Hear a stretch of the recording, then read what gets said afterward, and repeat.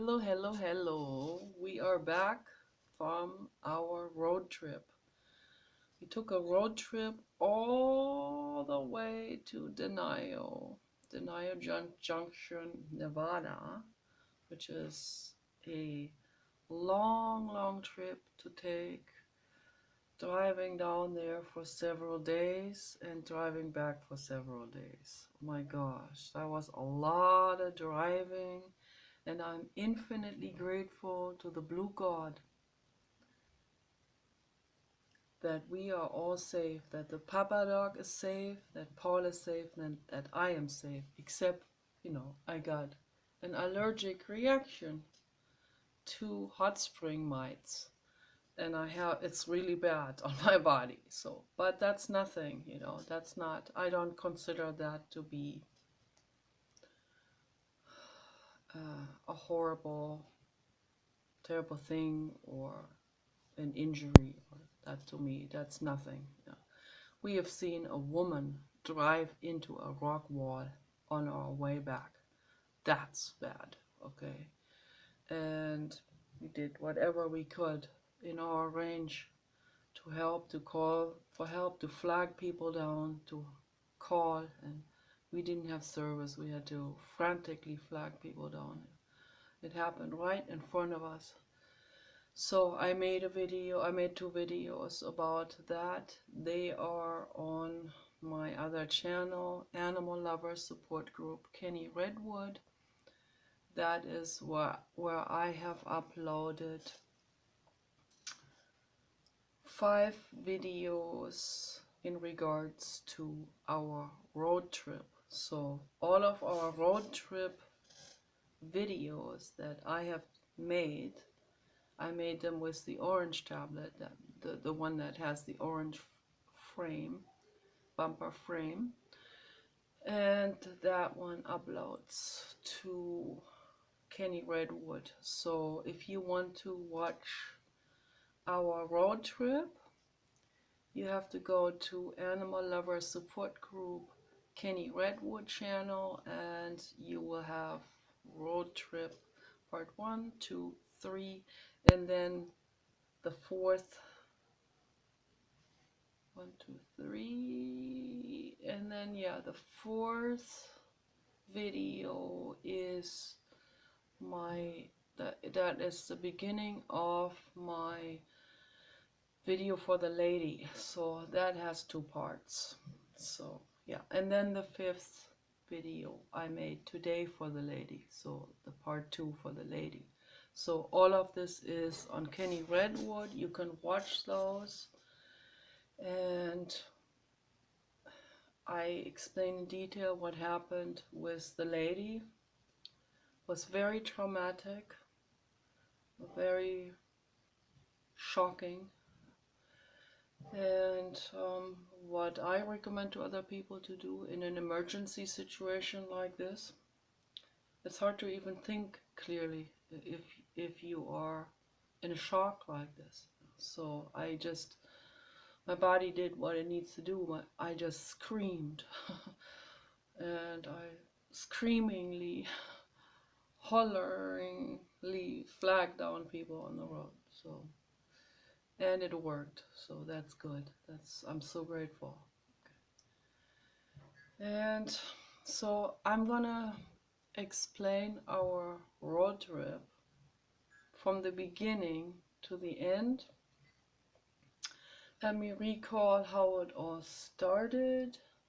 We've been wanting to take a hot spring trip for a long, long, long time. Okay. And I've been telling people, I told Sarah Wondahasi, I told Eric Jacobs, I told that guy David, I told Arna Ryerson, I told all of these people over the years, people hot spring people that I have met on YouTube, and briefly exchanged comments and stuff like that. Always telling them enthusiastically, we need to all do a caravan. We need to go to the hot springs together. I would feel so much safer. But they didn't, I don't think they want to, be bound to a group. They would rather make decisions on their own, you know, spontaneous decisions whenever they feel like going, and I don't blame them. That's good.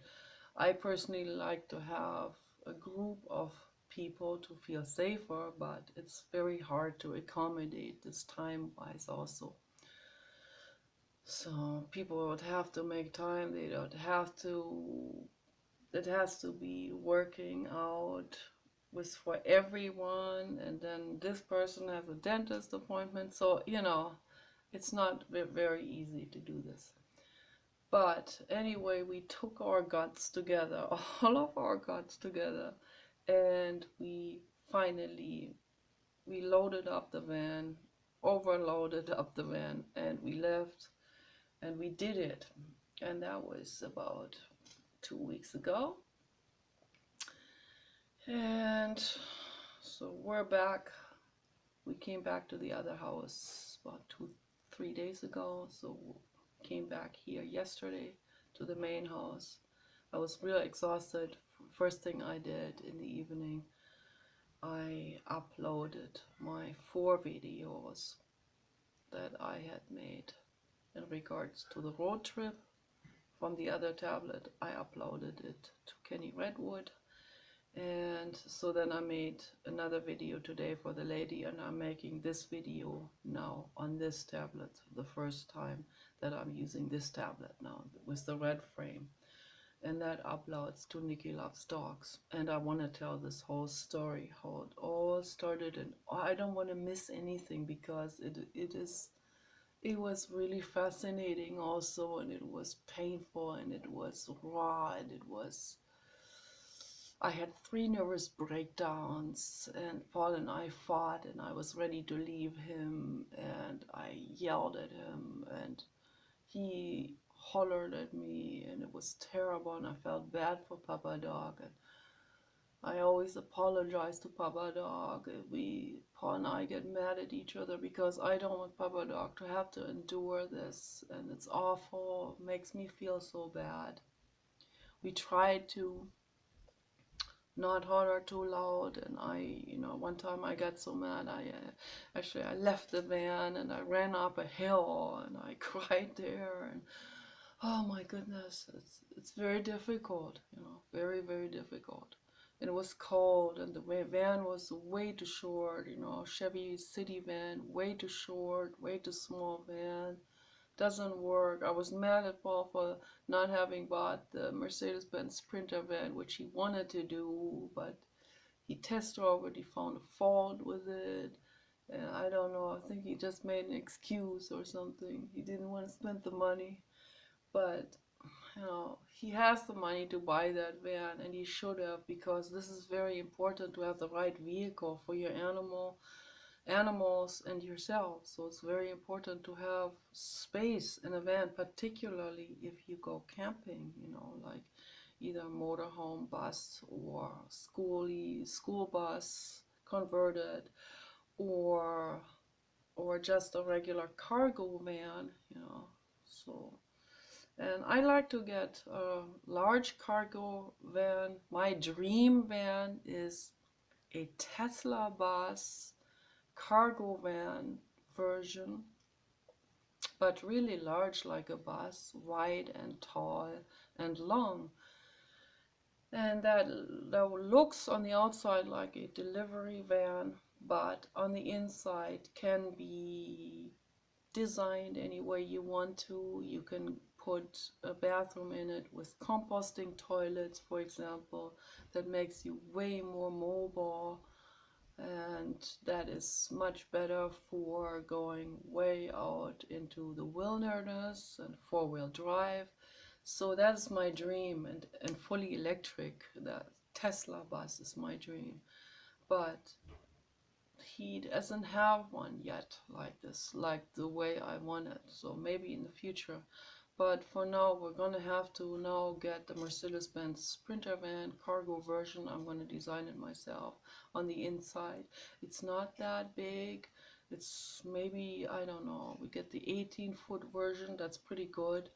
So, but, he saw now how desperately we need a larger motorhome type, not an RV, but self-made motorhome, van version motorhome, cargo van, and have space inside. And I already on the trip I designed it. I designed in my head how I'm gonna be doing this, how would I would put a very thin layer of styrofoam onto the metal walls and the ceiling, and I would sew compartments out of cloth to accommodate all the items, and not bring anything that you don't need, just bring the bare necessities, to be really lean and mean in terms of being free, on the road, not to have to be bogged down with anything unnecessarily burdensome, like too many sleeping bags or too many backpacks or too much of anything, so that you have space in the middle, and so that when the papa dog wants to lie down anywhere in the van, we don't have to, pull him over to the right position so that we can all fit in there like sardines. That doesn't work very well. So we have to have enough space so that I can just sleep anywhere, then around the papa dog on the floor, and Paul can sleep anywhere on the floor. If the floor has a triple layer padded rug, then we can sleep anywhere on this rug, and just put our yoga mats into the right positions, or I don't know, put some kind of mat there where you sleep on, and then your sleeping bag and your pillow. So that will work really well. So yeah, those are all learning experiences, going on a road trip. For me, it was like I could not stay in this house any longer. My mind was going kind of insane, I was starting to become spooked out about things. That's when I know that I have reached my limit, in terms of agoraphobia, in terms of hiding, like when I start to have very negative thoughts and fears and all this OCD, or lots of OCD rituals, and lots of, also then I get into this actual mental state where I do get voices, I do get these energies coming towards me, because if they can relate, there's the same, I vibrate on the same frequency, then they come to me and they're the ones that are freaking me out, but I'm helping them.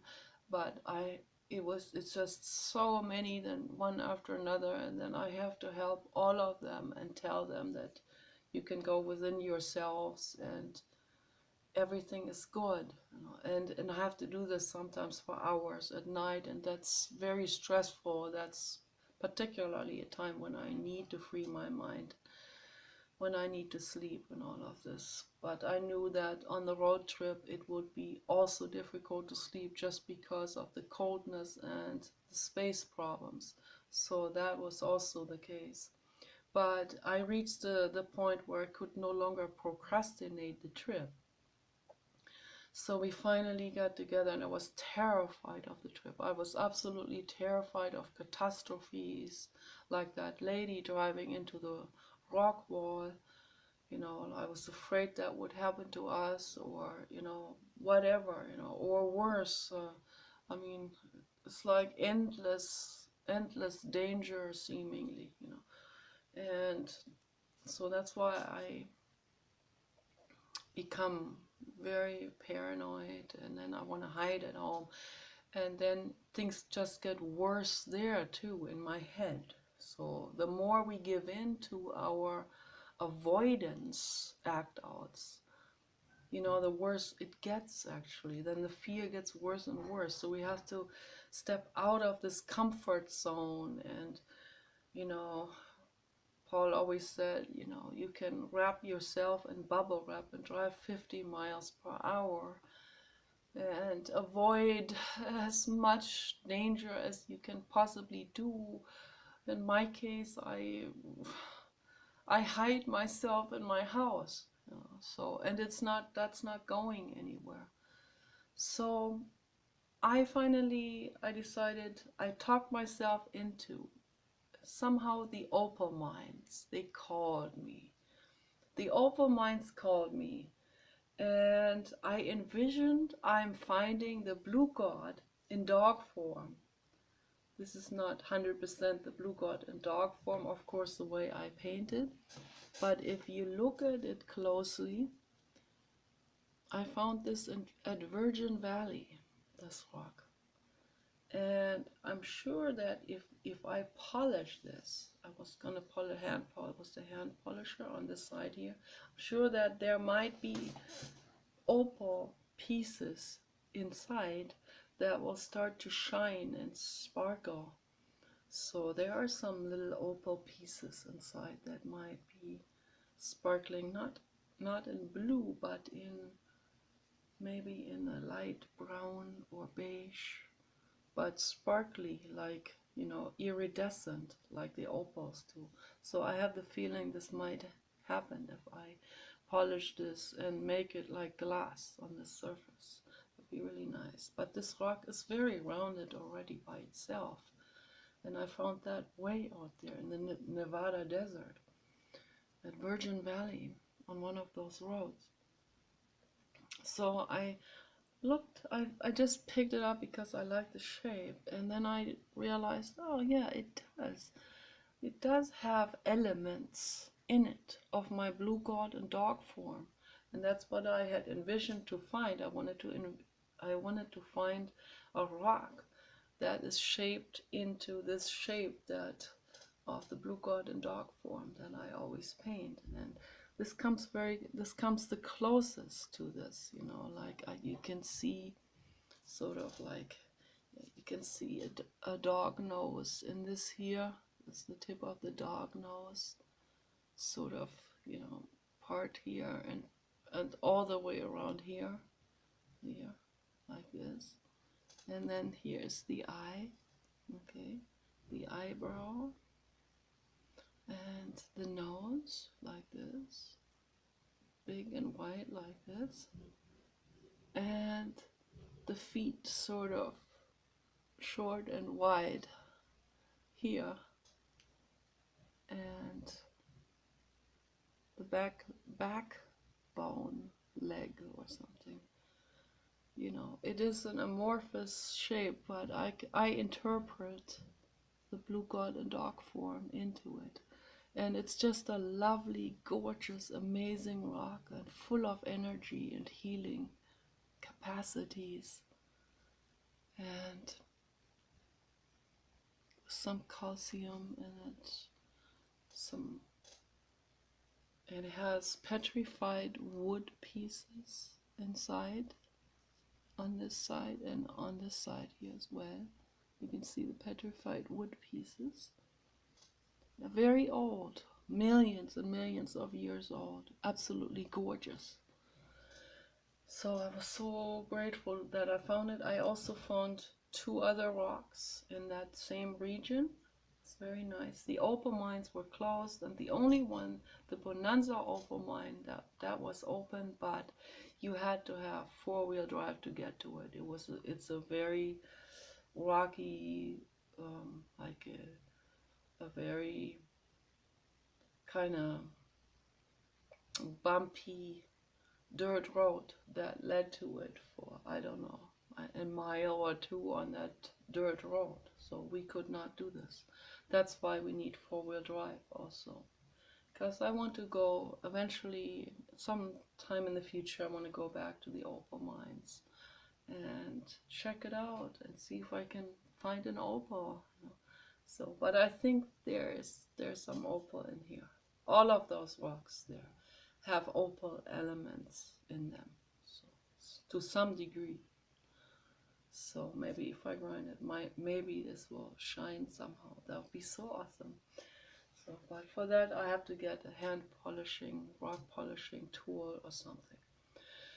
So we finally left and went over huge mountain passes and treacherous roads and past lakes and streams and rivers and rocky mountains, and so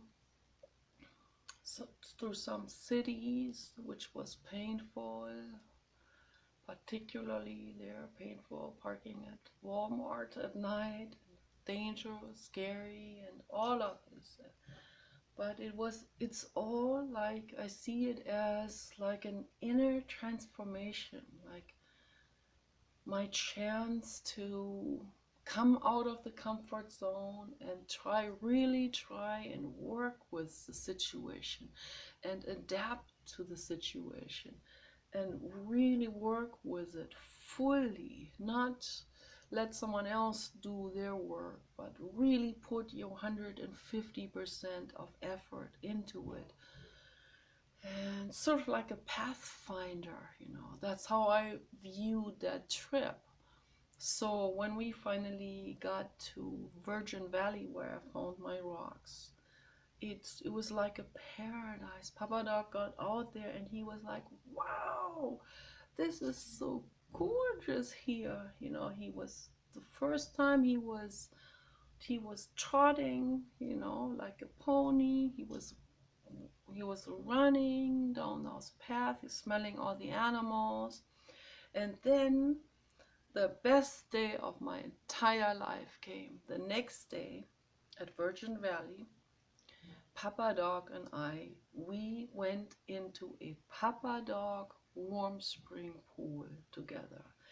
And I washed him there with the clay, green clay, and I washed his harness, got all clean. And I washed him all over and put the warm water over him, and he liked it, and he was looking at the duckies that are swimming in there, and it was awesome. Too bad I didn't tell Paul to film it, because on the way back, Paul was very afraid of storms, because there were storm clouds, and he didn't know how the weather was gonna be, and he thought we better get going over those mountain passes before the storm clouds come, and so he urged us to leave, and I didn't get the chance to do that again, the soaking with the Papa Dog and Paul filming it. So I'm so sorry that I missed that chance, because that was just so amazing. If I had footage of that, it was so delightful to be in that pool together with the Papa Dog, having him in my arms, sort of partly on my lap, with his front feet on my lap, and holding him and putting the water over him and talking to him and kissing him and splashing. It was so nice. It was really the best day of my whole life.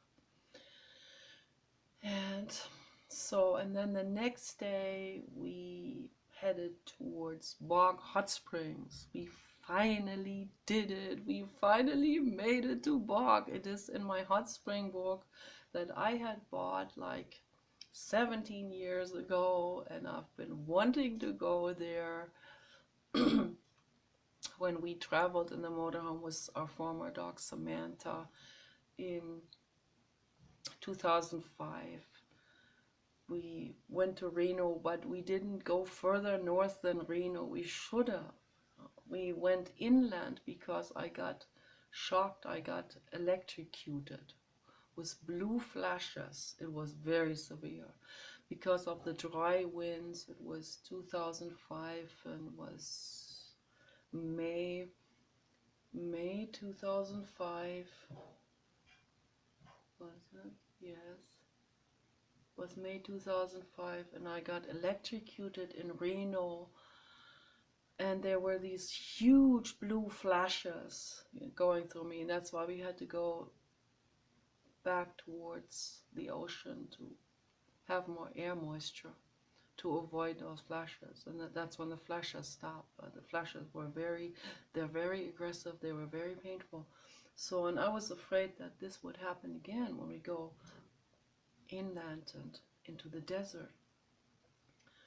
But I had very minor electric, like just little electric sparks, just very like, but it didn't hurt very much. So thank goodness, we're so grateful for that. So, and maybe the van was different in that way than the motorhome. So where I got the flashes in the motorhome, so we had to sell the motorhome eventually. So yeah, so we got to Bog Hot Springs, which I have been wanting to do for so many years, and I saw all these videos of people making videos at Bog Hot Springs. So I finally got to make videos, and I made 2 videos at Bog, and it is on my other channel, Animal Lovers Support Group Kenny Redwood. You can watch them there. And I also showed the hot river in my video. I was filming it outside of from inside the van, outside the door, how this idyllic, romantic, beautiful scenarios, landscape around the van, how that was all located. And it was the river meanders, so that wherever you park, you sort of have your own secluded place. When you film, you don't necessarily have other people in the photo, because you have your own meandering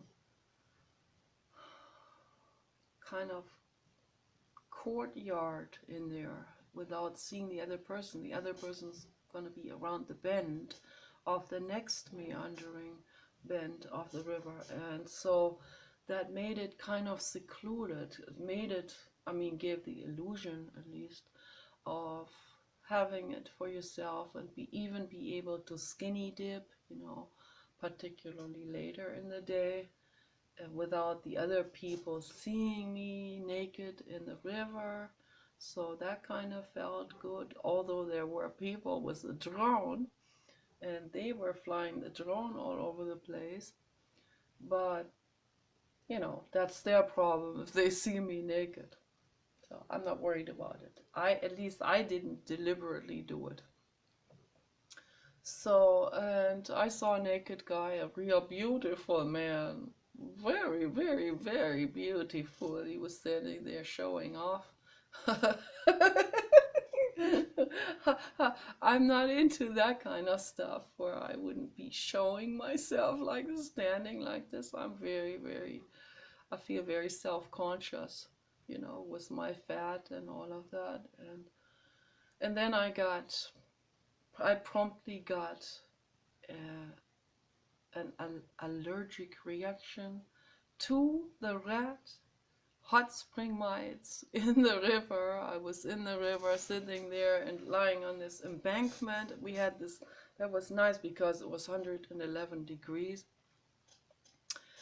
and it was too hot for me, but it faded out into an embankment on the side of that stream, where there was high mud, and I was lying in that high mud towards the side where part of my body was outside, so I didn't get overheated too much. And then the temperature fluctuated also according to the day, and in the evening it got a little colder. There was a strong wind going over that entire landscape, wide, miles wide. You can see miles wide there, because it's just level land and sagebrush. Sagebrushes that are about 3 feet high or 4 feet high. Sagebrush and chaparral. I love those beautiful, amazing plants. I made myself a chaparral tea at Virgin Valley on the way back. That made me calm and made me calm enough to so that I didn't get too nervous on with Paul driving back. And I always kept saying, keep to the right, stay safe on that road. You know, you don't want to have a head-on collision. So yeah, but I caught these red hot spring mites, and I have been tested. I have a very strong allergic reaction to house mites, and I should have known that, you know, when the people said there are mites in there, you know, I should have known better that this was going to cause an allergic reaction. So it didn't start right away, so I got a little bump here and a little bump there, and you can see it here. It is, shows, you can see it here. It is itching right now. I've been putting clay on it, and this is like, show this here.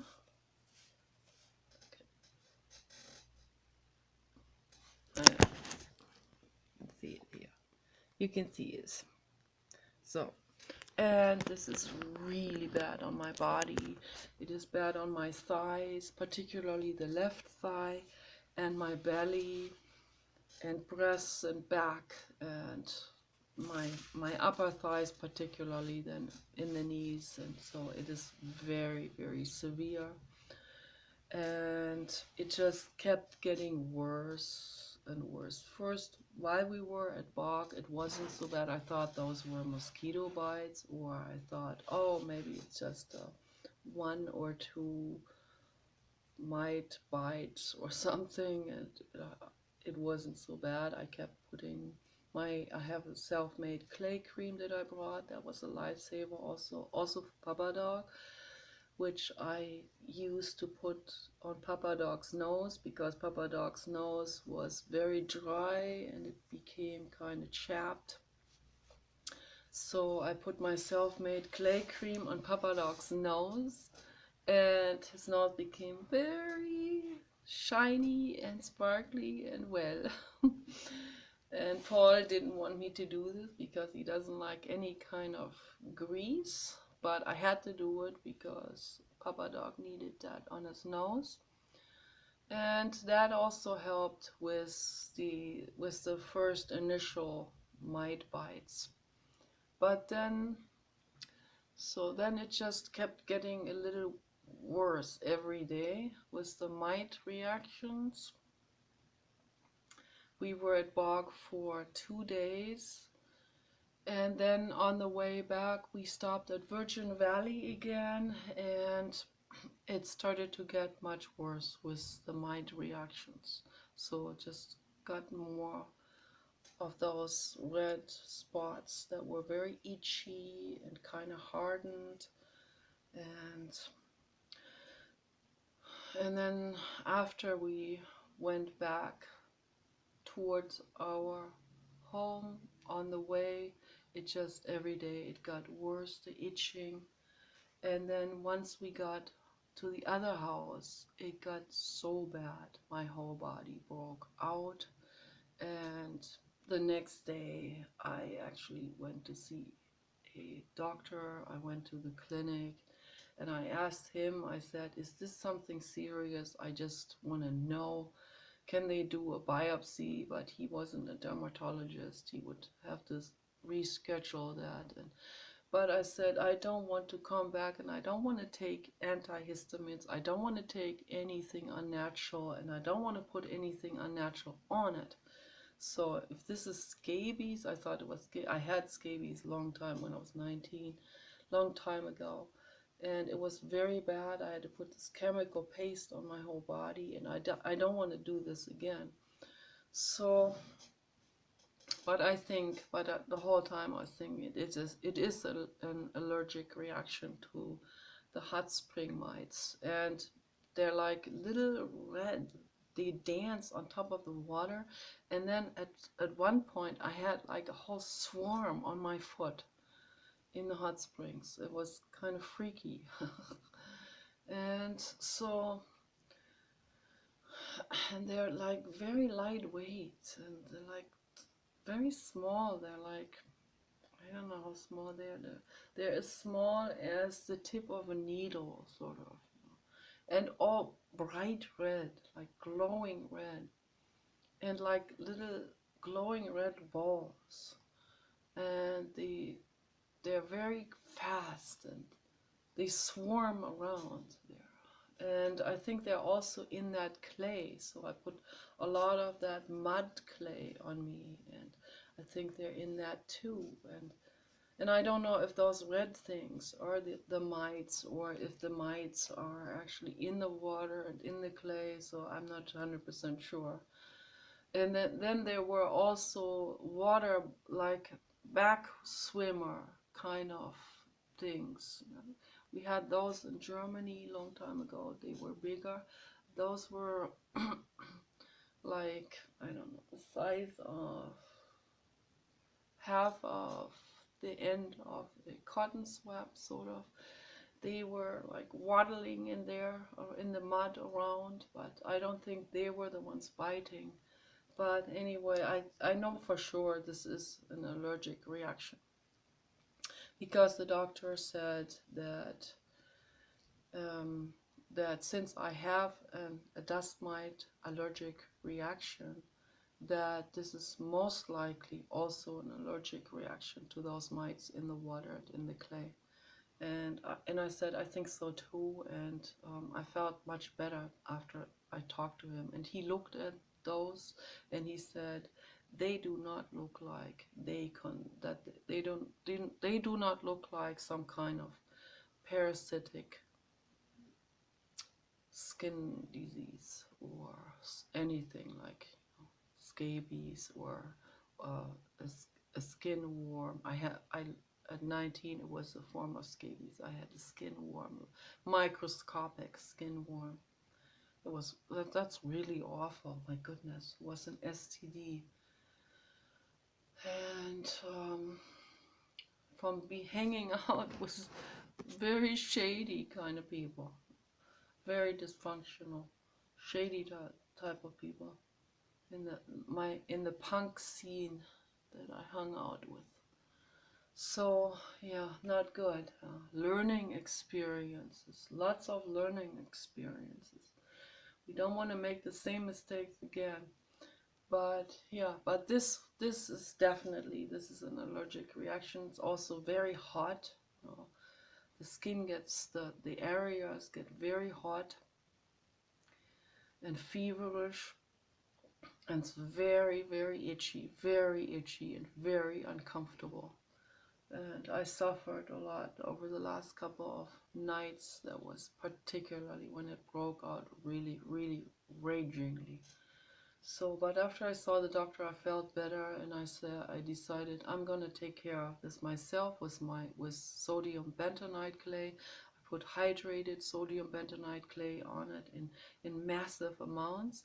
I also put hydrated diatomaceous earth on it, which all helped tremendously. It all helped, particularly the sodium bentonite clay. That really takes the heat, that takes the fire away, that takes the itching away, and it's really amazing. I just keep putting that on, and it's getting better. So it's starting to look much better. So it's gonna, I know that while it's healing, it's gonna change color. It's going to probably have a little bit of like a scab even, but it doesn't have an infection, like it doesn't have pus or any of those kind of symptoms. So more like a sunburn almost that is healing up, that ends up starting to look a bit yellowish or something like this. So, and I also got sunburned on top of that as well. So I'm taking care of this now. This is very great. And so as we were driving and looking for different places on our way back, Oh, this is so incredibly amazing. On our way back, you know, we, I wanted to stay one day longer at Virgin Valley, but Paul wanted to get going because of the storm. So we went over the first mountain ranges over there, from the Oregon desert from the Nevada desert into the Oregon desert, so where it switches states. And And as it switches states, the vegetation starts to shift very gradually.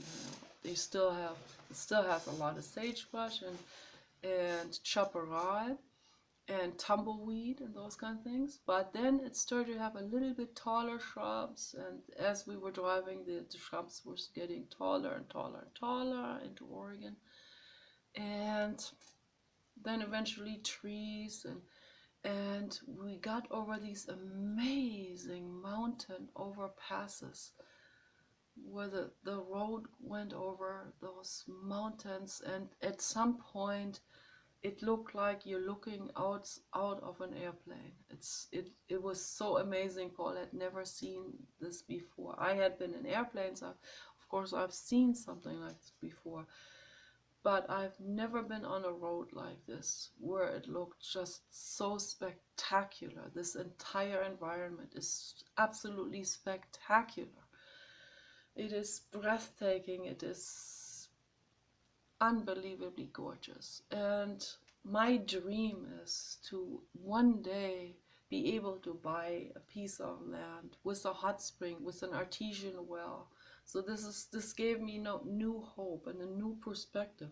Also, for getting older, for eventually, withdrawing from the public and not being necessarily be among other people where I put myself into a situation of being hurt, of being insulted or rejected or this or that, where I can move away from this and have a new chapter of my life, eventually the retirement chapter, where I can have my hot spring, where I have, it's sort of like a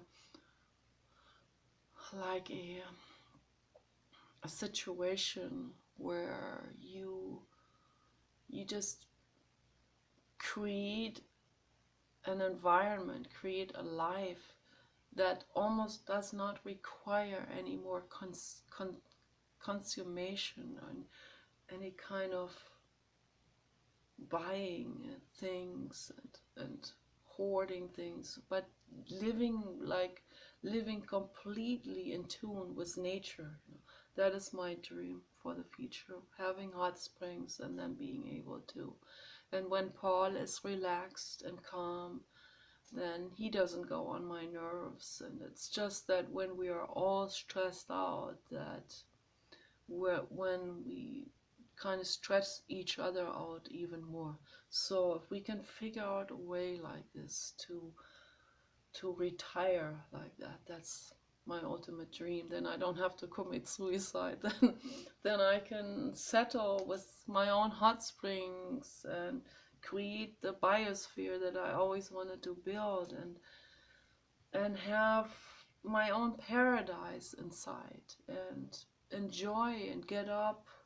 When you get up in the morning, you take your pajama off and you just go into your own hot spring that is pristine, that doesn't have mites in it, that is not polluted, that doesn't have cigarette particles, that doesn't have a whole bunch of people going there, like at Bog. We found a place there to park, but you look at the ground, you see cigarette butts, you see dirt, you see people's toilet paper, you see piles of poop from people and animals and dogs and cows, and it's all like lots of people pee there, you can smell it. It's just not clean, when there's so many people going. And so overpopulation does leach into every niche and cranny and into any outskirts even, so particularly popular outskirts, places where people go camping. There's just too many people camping, too many people shitting and peeing and throwing their trash, and their dysfunctional trash, and their party trash and all of this. So I want to get away from this. I want to have my own springs. I want to be able to go into my springs naked and have my own biosphere and just bathe in it and be happy and be relaxed and have that every day to look forward to. Have every day you get up and you can't wait to get into your springs and eat your own homegrown tomatoes and cucumbers and stuff like this. So that is my dream for my retirement. And now, with all the knowledge that I have gained over the last 20 years in terms of holistic healing, we are ready to do it. We can do this, you know. We can survive. We have the tools for it. Not just survive, but thrive. We have that knowledge for it. And I can do it. And so this it was like it was a difficult journey, but it was also healing. It was a healing journey for mind, also for my body too. It's just a learning. It's a raw learning experience, you know. It's a it's going with the flow of it, crying, and if tears come, they flow, and it goes. And if I get mad, I will speak about it. I will say it, what bothers me, and I will cry it out and maybe even scream it out on the way back, seeing that lady drive into the rock wall. What it does to my